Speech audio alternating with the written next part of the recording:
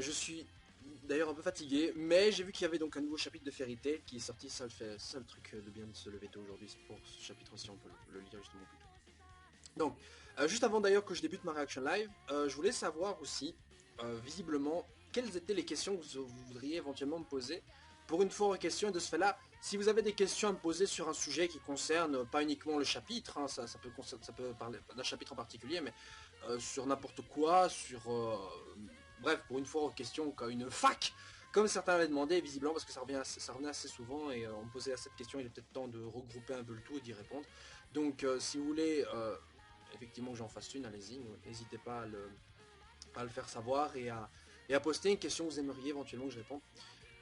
Je le redirai à chacune de mes vidéos en quoi la vidéo sortira certainement donc pour les 2000 abonnés. Déjà pour la vidéo, enfin je voulais faire une vidéo sur les clichés de manga à 1000 abonnés, mais et je voulais faire ça avec des extraits de scan, enfin d'anime et tout, mais le problème c'est que la vidéo a été bloquée plusieurs fois et au final j'ai vraiment laissé tomber le truc quoi. Mais je perds pas espoir de la faire un jour. Et aussi vis-à-vis donc ma critique de Fairy Tail, ma réaction vis-à-vis en fait des critiques sur Fairy Tail, et pour répondre à la question est-ce que Fairy Tail ou pas est un bon manga, tout ça, elle arrivera aussi bientôt parce qu'elle a été aussi bloquée, parce que j'imagine qu'à chaque fois que j'essaie de faire une vidéo qui sort un peu des sentiers battus, YouTube me file des coups de bifle quoi, et moi ça m'énerve un peu. Mais bon c'est pas grave, je vais essayer d'arranger ça. Bon, pour revenir donc au chapitre de cette semaine, le chapitre 388 donc de Fairy Tail. Qui s'appelle donc Erza contre Minerva avec une front cover donc avec Erza. C'est bien comme ça, Mashima il aime bien faire des petites front cover avec Erza dans des tenues un peu affriolantes. Et j'ai remarqué qu'il y a sur les front page, sur les pages de garde comme ça de Fairy Tail, les personnages ont des gueules un peu différentes parfois, très souvent. Par exemple, l'autre fois Grey il avait une tête un peu bizarre, et là aussi Erza aussi a une tête un peu bizarre comparé à ce qu'on a d'habitude par exemple dans les scans. Je trouvais ça un peu étrange, mais enfin faut voir, c'est peut-être les assistants qui sortent de ça ou quoi, j'en sais rien. Bref, alors maintenant, première page, donc on a un petit passage donc sur Wendy visiblement et Doran Balt et Carla. Donc Carla qui s'apitoie sur leur sort, hein. Après c'est vrai qu'elle a fait, ouais, après tout ce qu'on a fait pour en détruire un seul, il y en a tellement, c'est la Non, ne le dis pas Carla, ne le dis pas. C'est bien, Wendy donc maintenant a visiblement pas abandonné, hein, ce qui est aussi une bonne chose, hein. Peut-être qu'elle elle va donc reprendre les choses en main, ou je sais pas, parce que l'autre chapitre précédent, il y avait Doran Balt qui a fait « Nous avons... » découvert plus du 20 000 faces quoi. Et je dis, nous, qui ça nous? Toi et qui? Donc peut-être que Crime Sorcière est pas loin pour les aider, donc faut voir, peut-être qu'on les verra aussi dans ce chapitre-ci. Donc il y a Wendy qui dit qu'elle ne veut pas perdre, ne veut plus jamais perdre espoir et tout. Donc elle a décidé que, oh oui, donc visible par rapport à l'explosion de fesses où elle était résolue à mourir. Donc là elle dit que j'ai décidé de continuer à vivre avec toi. Et elle se coupe les cheveux, voilà, je l'avais dit. Je l'avais dit qu'il y avait les cheveux un peu coupés là et les petits passages, les petits angles où on voyait uniquement Wendy avec les cheveux courts. C'était une préparation pour ce changement de look et vous le voyez maintenant, c'est arrivé. Comme quoi, donc Wendy se coupe les cheveux et tout le monde est là. Oh, elle se coupe les cheveux. Oui bon ça va, calme. Donc là, Wendy qui nous sort une Sakura, c'est-à-dire, vous savez, Sakura elle avait pareil, elle s'est coupé les cheveux pour confirmer sa détermination, genre vous ne me regarderez plus vous me regarderez de dos cette fois-ci. En fin de compte, au final, elle n'a rien changé. Mais c'est ça la différence avec Fairy Tail, c'est que ici les gens quand ils sont vraiment décidés à faire quelque chose, ils le font, hein. Ils vont pas 300 chapitres plus tard toujours dire la même merde, genre ah putain. Voilà, j'en ai marre d'être toujours celle qui est derrière et tout. Bon, voilà quoi. Donc, Wendy qui maintenant a les cheveux courts. Wendy qui a les cheveux courts. Et qui dit qu'elle ne va plus jamais se plaindre ou pleurer ou chialer. Elle ne le fera plus. Et c'est bien, c'est comme ça. Elle a dit plus ou moins la même chose que Lucy. Qu'il n'était plus le temps de pleurer. C'est voilà, c'est bien. On a donc un petit développement au passage pour Wendy. C'est vrai qu'elle chialait beaucoup Wendy avec Lucy. C'est certainement la source de larmes. Qu'il y avait le plus dans ce manga-ci, donc maintenant si elle arrêtait effectivement de chialer, ce serait pas mal, mais quelque chose me dit qu'on la reverra chialer à un moment ou autre, bref. Donc elle dit aussi qu'elle ne va pas abandonner tant que les autres combattent. Également une phrase que Lucy avait dit, je crois, il y a je sais plus quand, je crois que c'était l'arc Tenrojima, mais elle avait déjà lâché cette phrase-là. Bref, ensuite, page suivante, on a donc un petit passage de nouveau avec Minerva et Erza, parce que bon, le chapitre s'appelle comme ça en même temps. Donc Minerva contre Erza, donc voilà... revendique le fait qu'elle s'appelle Neo Minerva. Bon, Neo Minerva, pour l'instant, on n'a pas vraiment vu ce qu'il y avait de Neo. Enfin, voilà, voilà, j'ai ressuscité en tant que le plus puissant des mages, blablabla. Bon, elle saoule un peu avec sa mère de puissant mage. Voilà, ce combat, franchement, je le trouve un peu sans saveur, quoi. C'est comme prendre je sais pas moi, une glace à la vanille toute seule, quoi. Il faut toujours prendre un autre parfum. Je viens de faire une comparaison étrange, excusez-moi. Bref, donc un petit combat où, voilà, Minerva utilise enfin sa magie territoriale, là où elle donc switch sa place avec Erza. Je trouve que c'est une magie un peu cheatée quand même, hein. Je trouvais même dommage que les autres fois, on l'a pas vu de manière plus approfondie, mais visiblement il n'y a pas de dimension il y a pas de dimension plus poussée avec cette magie alors qu'elle maîtrise l'espace, hein, alors que Ultia maîtrisait le temps, l'espace-temps. Comme quelqu'un sur Tumblr l'avait dit, c'est un peu le Dialga, Palkia, je sais pas quoi, le nouveau Pokémon, là, un petit rapprochement. Donc, moi, je trouvais ça amusant comme parallèle, c'est vrai que c'est amusant. Bref, donc Minerva qui combat Erza, pour l'instant pas de gros changements. Ah, Erza qui lui file une grosse pêche dans la gueule. Voilà, nouveau power-up, non je déconne là. Elle a certainement bougé assez rapidement, enfin faut dire qu'elle avait pris de vitesse par exemple Kagura dans le manga, et dans l'anime on verra ça bientôt dans l'épisode de cette semaine qui sort demain je crois, oui. D'ailleurs n'oubliez pas que tous les samedis je regarde nouvel épisode de Fairy Tail sur ma chaîne livestream, j'ai posé le lien je crois dans la page des discussions, c'est une page discussion sur ma chaîne et dessus je mets en général des petites infos comme ça. Bref. À 14h en général je fais ça. Donc voilà, Minerva qui s'énerve, qui se prend des pêches et qui réagit. Est-ce qu'elle va nous lâcher une attaque? Non, elle arrête pas de répéter qu'elle est la plus forte. Et après Erza qui d'ailleurs est en train de pointer, non pas ses tétons, mais pointe quelque chose d'assez pertinent contre quoi elle combat. Parce que c'est vrai que si Minerva avait pour but de battre Erza, je dis en dehors de ça, elle combat pas vraiment pour Tartaros. Allez, à la base, en fait, c'était surtout ça, oui, effectivement, le but c'était vraiment de battre Erza, même quand elle était dans le Succubus Eyes, le but c'était, elle voulait monter les échelons pour être le plus fort, mais pourquoi vraiment le but d'être le plus fort, quoi, autant chez beaucoup d'héros de shonen ça passe de vouloir être le plus fort, mais chez un méchant en général, être le plus fort ça passe un peu moins, enfin il y a des méchants à qui ça passe très bien, mais je veux dire, Minerva non, ça passe pas, quoi. Donc elle se fait éclater encore une fois, même sans épée, juste à coup de poing. À coup de poing, à coup de poing, Erza, elle était bon forte Erza, à coup de poing, elle arrive à battre Minerva, quoi. Alors qu'avant, Erza avait besoin de l'armure de Nakagami carrément. Là, ici, le combat à main nue. Je veux dire, merde, quoi, ton armure de Nakagami, ça a servi à quoi alors que tu la sors? Bon, page suivante, on a flashback de Minerva. Flashback, ça sent la mort de Minerva, ça. Parce qu'il y a flashback au niveau des méchants, en général, ça saute la. Enfin, ou surtout également au niveau des gentils aussi. En général, c'est qu'il va se passer un truc où que le personnage va mourir. Donc un petit flashback donc où le père, donc comme ça, Gemma, voilà, qui dit à sa pauvre fille, pourquoi es-tu aussi faible? Je l'aimais pourtant bien, Gemma. Il avait une allure de mec ultra fort. Et puis il s'est fait niquer par Sting. Bref, la pauvre Minerva qui est en train de chialer. Excuse-moi, père. C'est bien, ça rajoute un peu de poids ce personnage-là. Et après, Gemma qui tabasse sa fille, hein, voilà, bon, c'est normal. C'est assez d'ailleurs amusant parce que c'est vrai qu'on n'a pas vu cette dimension avec les parents, parce qu'on a vu, en général, les parents dans Fairy Tail, c'est genre des êtres qui étaient très gentils, qui sont morts ou quoi. Et là, on a vraiment l'image du père qui, au final, voilà, quoi, ça, j'ai envie de dire la mort de Gemma. D'ailleurs, c'est vraiment pas ce qu'il est devenu, je crois qu'on sait que, quand nous avait appris où était parti Minerva, il était également dit que Gemma avait disparu, donc lui, on sait pas où il est passé. Peut-être qu'on le reverra, hein, je sais pas, mais en tout cas, il avait disparu. Donc oui, on le reverra certainement. Peut-être qu'il est allé je sais pas moi, chez Raventail, hein, parce que maintenant qu'il déteste Fairy Tail et sa propre guilde, peut-être qu'il va rejoindre une autre guilde qui justement déteste aussi Fairy Tail ou quoi, comme ça, d'une pierre de coup, et se prendre sa vengeance sur ses Bucklus. Enfin, à voir, c'est une théorie à confirmer plus tard. Donc je disais que c'était assez intéressant comme point de vue, parce que c'est vrai que donc, les parents, on a rarement vu dans Fairy Tail des parents qui tabassaient leur gosse, alors que c'est un thème, les parents, la famille, tout ça, c'est un thème assez prédominant, donc peut-être que Makarov aurait eu ça, franchement, il n'aurait pas aimé qu'on frappe déjà ses propres gosses, alias les gars de sa guilde, quoi, bref. Donc, Minerva qui se relève et qui après rebalance une claque sur Erza qui visiblement, certainement ça lui fait rien, c'est une petite claque quoi. Je veux dire, on a évidemment des sabres, de la magie et tout, mais non, on combat à coups de gifle. Et vous allez pas me dire que le combat ça va être uniquement ça. Donc la suite du flashback, la Gemma qui dit à sa fille, tu dois être forte, tu es ma fille. Tu dois te débarrasser de tous les faibles et je vais me débarrasser de tous les faibles, tu n'es pas une exception. Combien de temps vas-tu chialer? Les larmes sont le symbole de la faiblesse, combien de fois vais-je devoir te le dire? Putain, ça tourne comme un hentai ce truc là, bref, désolé. Minerva, pardon, donc est en train de lâcher comme quoi, est en train surtout de se dévoiler à travers ce flashback, enfin, pas vers ça, mais en tout cas en train de se dévoiler comme quoi, qu'au final, elle a juste été entraînée, enfin, elle a été on lui a bourré le crâne, son père lui a bourré le crâne, comme quoi elle devait être donc forte. Peut-être que Gema aussi, on lui a bourré le crâne qui doit être comme ça. Voilà, c'est un cycle comme ça éternel. C'est comme dans la vraie vie, vous savez, les parents à qui on inculque certaines valeurs, qui inculquent à leur enfant, et ainsi va la vie. Donc Minerva qui... Voilà, on apprend un peu plus sur ce personnage-là, voir s'il va crever dans pas très longtemps, ce qui m'étonnerait même pas en fait. Voilà, et après, Gema qui fait enlève tes vêtements. Quoi? Attends. Quoi?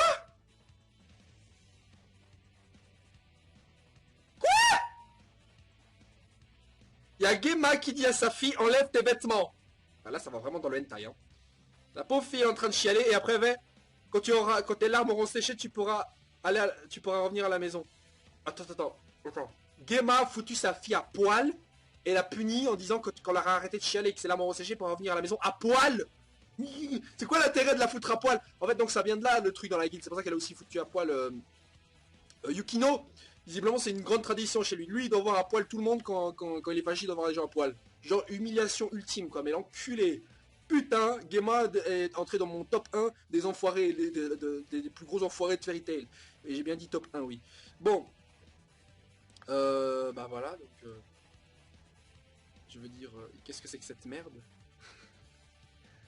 Qu'est-ce que c'est que cette merde? Bon, alors après... pardon, donc pour en revenir au chapitre, Erza qui refile une autre pêche. Putain, mais ça m'énerve, ça. Combattre avec des armes, de la magie, putain, arrêtez. Là, c'est un combat surtout sentimental. Là, Minerva est en train de se faire fairytailiser. Donc voilà, je peux pas approuver ce que tu as fait pendant les grands jeux magiques, ce qui est normal, voilà. Mais au moins, je peux le comprendre, c'était pour le bien de Sabletooth. Ouais, c'était pour le bien de Sabletooth de torturer Lucie. Bon, non, c'est vrai qu'au là-bas, c'est vrai qu'elle faisait pour Sabletooth, donc au final, voilà, c'était juste pour sa guilde qu'elle agissait. Un peu comme le faisait Gagil, et au final, voilà, il avait peut-être fait le salaud pour Phantom Lord, mais voilà, au final, il a bien rejoint Fairy Tail et il est devenu un peu plus gentil, donc voilà quoi. Donc je veux dire, c'est du déjà vu ça, c'est du déjà vu. Mes poings pleurent à chaque fois que je te frappe, pourquoi nous battons-nous? Oh, c'est trop mignon, bah alors fais pleurer ton épée, connasse! Au lieu de faire pleurer tes poings. Non, parce que là, c'est vraiment un combat, c'est exactement ce que moi je dis. Moi, je ressens derrière ces coups de poing sans saveur là, que ce combat est vraiment factice. C'est juste un combat pour Minerva, alors que ce combat là, voilà, c'est la troisième fois qu'ils se combattent, qui se battent. Et je veux dire, déjà, pourquoi avoir fait ça à Minerva? On aurait pu, au lieu de la faire combattre Erza, déjà, faire combattre Erza l'autre fois, c'est un peu inutile. Ce combat aurait pu être bien plus intéressant si ça avait été la deuxième fois, justement la troisième fois. Justement le fait qu'on revoit un méchant comme ça revenir de manière systématique 3 fois de suite, ça aurait pu être sympathique si justement le méchant était allé au bout de ses convictions. Mais ici le problème c'est que comme c'est pas le cas, le méchant, ce méchant donc Minerva, laisse un petit goût amer dans la bouche qui est d'un méchant qui n'est pas allé jusqu'au bout des choses. Qui est le cas, au point de devenir un démon pour rien. Pourquoi Néo Minerva? Pourquoi leur donner une apparence de démon? On lui montre même pas de nouveaux pouvoirs quoi. Enfin bref, peut-être qu'on en verra, je sais pas, mais pour l'instant c'est pas le cas. Donc Minerva qui fait je sais, c'est pour ça. Quoi, c'est pour ça. Je veux que tu me tues. Oh! Oh! Oh, c'est trop mignon! Et du coup là, Minerva qui aborde un visage. Oh, j'ai envie que tu me tues. Non, voilà, j'aime pas trop, voilà, j'aime pas. Je suis assez déçu parce que Minerva, c'était vraiment le personnage sadique qui aurait pu être très sympathique pour la suite. Et là non, voilà. Voilà, non, là elle a été. Elle est fairytailisée. Voilà. C'est foutu, elle est fairytailisée, c'est terminé. Bye bye Minerva Orland. Bye bye. Maintenant on a Minerva alias Minerva de Fairy Tail, bref. Moi voilà, ça va rentrer en Fairy Tail, c'est tout.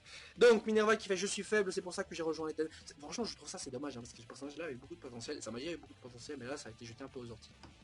J'en reviendrai plus tard dans une vidéo de critique Fairy Tail si j'ai le temps. Donc je suis faible, donc c'est pour ça que j'ai rejoint les ténèbres. The Dark Side. Ouais, bref. Je ne peux plus vivre comme ça, s'il te plaît. Et voilà, et Erza qui arrive, qui lâche sa petite phrase, tu es toi, je sais que quelqu'un attend ton retour. Qui ça? N'oublie pas ça. Oh, et là Minerva qui ouvre ses yeux et qui fait la tête d'enfant. C'est marrant parce que vous voyez clairement quand Mashima veut essayer de faire rendre un peu plus humain les persos, un peu plus genre sentimental, quand vous voyez les yeux comme ça, genre c'est plus ces petites pupilles bien bizarres, ils ont, mais c'est vraiment des yeux bien détaillés, genre oh non, on dirait un enfant. Donc voilà, bon, Minerva n'a plus de raison de se battre, un peu, ça me rappelle un peu Ultia contre Grey comme ça. Elle ne combat pas et Erza a gagné le combat des points des sentiments, j'ai envie de dire. Donc elle a gagné, c'est dommage. Et là, qu'est-ce qu'on a? Ouh, Ah, ces humains marquis qui entrent, qui arrivent sur la scène. J'ignore pourquoi vous avez parlé tant de vie et de mort, mais c'est répugnant. Et c'est bien dit, Margui qui arrive et qui s'est dépétrifié avec le livre The End. Il ne lâche pas ce livre, hein. Il ne lâche pas, comme ne lâcherait pas un cahier d'autographe d'une fan des One Direction. Non, il ne lâche pas. Il est là, il arrive et il est temps de se débarrasser des déchets. Et Margui, lui, on sait qu'il va pas se faire fairytaliser. Le mec, c'est le mal, c'est le roi de l'enfer. Vous attendez que ça de lui, de se débarrasser des gens. Alors là, je sens la mort de Minerva pour se sacrifier en son Erza. Donc Erza qui fait, t'es qui toi? Non, je reconnais sa voix, c'est le roi des démons Margui. Et oui, Erza, t'as bien fait de le reconnaître, parce que tu sais qu'avec lui, ça va pas déconner. Avec lui, tu sais qu'il va devoir, que tu vas devoir te battre à fond, et c'est peut-être ça le combat. L'impératrice, la déesse, l'invincible Erza contre Margui, le roi de l'enfer, parce que autant il a survécu à son combat contre le roi des esprits, autant là, Erza, je sens qu'il va pas survivre. Et que Minerva va la sauver avec sa magie territoriale. Je sens que c'est comme ça, une fin digne, enfin une mort pour sauver quelqu'un, et je trouverais ça bien plus héroïque qu'une mort de Minerva. Pour sauver Erza, je le sens venir et j'ai hâte de voir ça, on va voir comment ça va venir. Et dire que je pensais avoir nettoyé les immondices. Sois maudit, roi des esprits.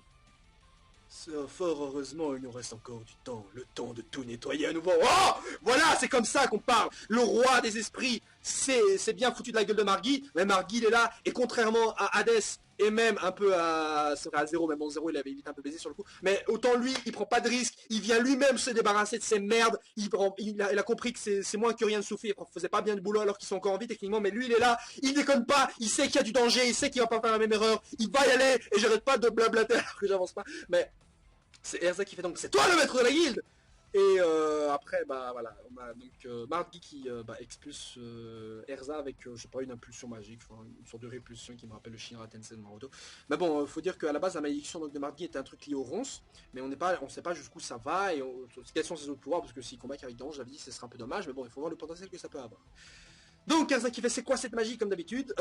Et après, Margui qui fait, tout d'abord, et voilà, il cible Minerva, et Erza qui crie, et voilà, on a la mort de Minerva visiblement vis-à-vis de la dernière case. Fuis Erza.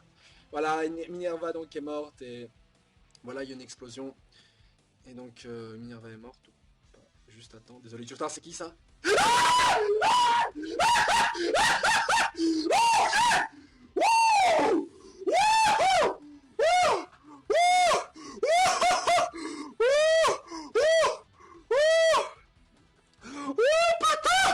Oh yeah!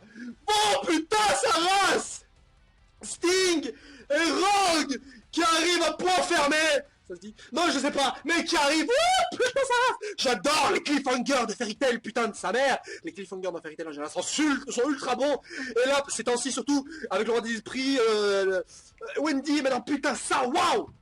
Donc voilà, Sting et Rogue qui arrivent parfaitement à l'heure avec un timing qui est un timing propre au shonen, hein. Vous savez, vous avez la phrase, voilà, je sais que quelqu'un attend ton retour, et là qui en a, Sting et Rogue de Sabretooth. Nous sommes venus vous chercher, madame, tu fais partie de Sabretooth. Oh, je suis d'accord, ça fait un bail, oui, ils sont là, et si vous savez ce que ça veut dire? Ça veut dire que il y a d'autres gars des autres guildes qui sont là, comme je l'avais prévu, et ça va dépoiter, ils sont finalement venus parce qu'on sait qu'au final, ouais, il n'y a pas que Fairy Tail, hein. Je vous avais dit, hein, que au départ, l'arc des jeux magiques, c'était surtout pour introduire toutes les guildes, parce qu'on va les revoir, toutes ces guildes-là. Il est temps d'agrandir le monde. Et là, c'est bien. Il n'y a plus que des gens de Fairy Tail maintenant. Non, justement, il n'y a plus que des gens. Il y a plus que eux, justement. Il y a des gens d'autres guildes, comme Sting et Rogue. D'ailleurs, Rogue qui confirme son nouveau look avec sa queue de cheval.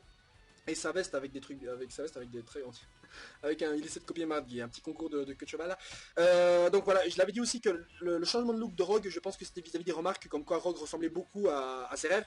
Et, et surtout, je crois que la cicatrice c'était surtout peut-être pour le démarquer du futur Rogue, peut-être aussi, je sais pas. Parce qu'il faut voir que futur Rogue aussi avait une cicatrice un peu similaire mais qui s'étendait à l'œil. Et Rogue, de toute façon, comme on voit pas son œil, bah voilà.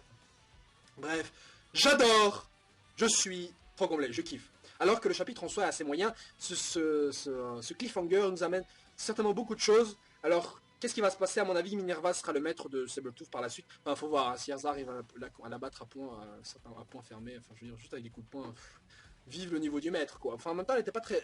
donc, comme je l'avais dit, de toute façon... Enfin, comme elle l'avait dit, elle veut que Erza la tue, donc peut-être qu'elle se battait surtout pas à fond. Hein, elle se battait pas à fond ou quoi, donc voilà. Mais bon, je veux dire, ça sert à quoi alors qu'elle juste avant c'était genre je vais te tuer, mais non c'est genre en fait non j'ai envie que tu me tues. Je veux dire, c'est pas très logique. Et maintenant, bon, une fois que l'excitation est passée, mais je veux dire, attends, le chapitre suivant s'appelle, voilà, les dragons jumeaux contre le roi des démons. Donc ça veut dire que Sting et Rogue vont combattre contre Margui, mais Sting et Rogue, c'est pas ceux qui ont perdu contre Natsu, alors que lui-même avait même pas utilisé l'attaque du feu dragon électrique, il a juste utilisé ses attaques de feu classiques.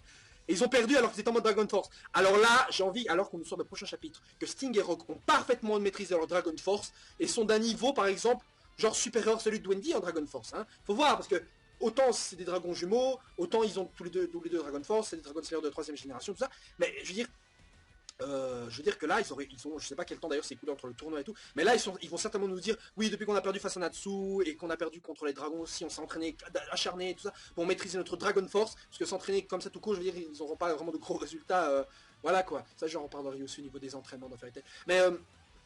Mais voilà, donc moi j'espère qu'on va surtout revoir surtout voir peut-être une sorte, je sais pas, une discussion comme quoi oui, on maîtrise notre Dragon Force, maintenant il y a la même puissance que celui de Natsu, quoi, c'est parce que je crois que Natsu avait dit que leur Dragon Force était pas très complet, je crois, je suis pas sûr. Et donc, enfin, c'est peut-être une erreur de traduc, mais donc là on verra certainement quelque chose dans ce genre-là, et moi j'attends de voir ça. J'attends vraiment, parce que contre les dragons, on les a pas vus utiliser le Dragon Force, je crois d'ailleurs, hein, et je trouvais ça un peu bizarre. Donc là on va certainement le revoir, ça va être un combat qui va certainement faire chialer les gens. À mon avis, le combat va certainement être Margui qui va gagner, parce que bon, je crois que le combat c'est surtout pour les retarder, il s'est même pas obligé que Sting et Rogue battent Margui, mais le but c'est de retarder certainement pour d'autres trucs, je sais pas moi, pour que... je sais pas qui, pour que Gildar se ramène, non, enfin à ce point-ci d'histoire, j'attends même peu que Gildar arrive, vu que Sting et Rogue sont là, les autres membres de Sabretooth sont là aussi.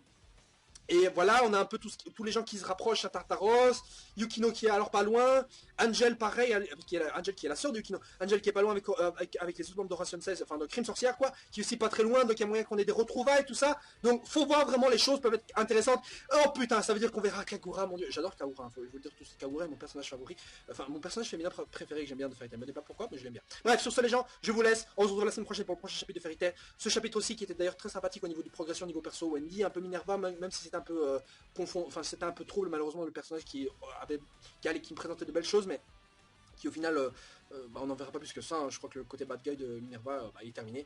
Euh, donc j'en attends pas plus malheureusement d'elle. Mais il y a eu un peu de la progression avec un super cliffhanger qui amorce la suite, une nouvelle étape dans cet arc-ci. Parce que si Sting et Rock sont les seuls qui sont venus, non quoi. Bref, voilà. Sur ce, agréable journée et à la semaine prochaine.